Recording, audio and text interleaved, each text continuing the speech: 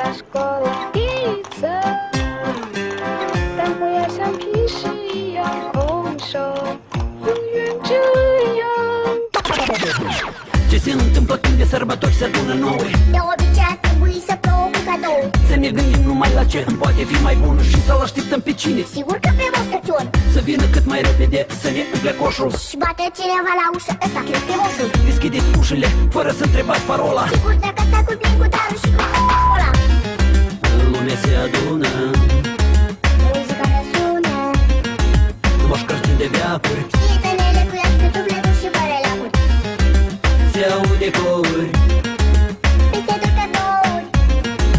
asta-i sărbătoarea. Când după ultima dorință poți să treci la următoarea. Așa și n-am mai înțeles cum și care-i moșul. Cum care moșul moș îi ia cel cu nas roșu. Dar Crăciunița care? Crăciunița în care taci. Hai cât nu-mi aude nimeni, spune drept, așa că-ți place. Ridicați paharele cu sucuri să golim vasul. Moșul dacă ar da ceva în copii, îi îngheață nasul. Muzica răsună, masa-i plină, totul e de calibru. Ce mai căută pisera, asta e misterul, echilibru.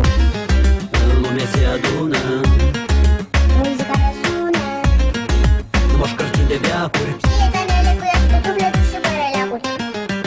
Se aude cori, Peste tot cadouri.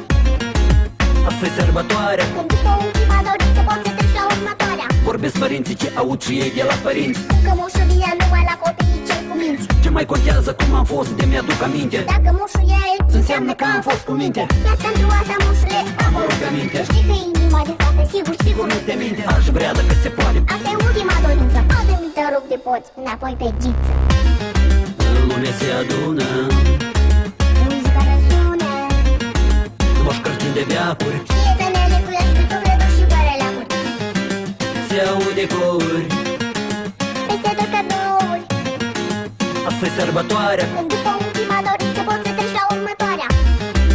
Lumea se adună, muzica răsună, Moș Crăciun de veacuri. Știe să ne lecuiască sufletul și fără leacuri. Se aude cori, peste tot cadouri.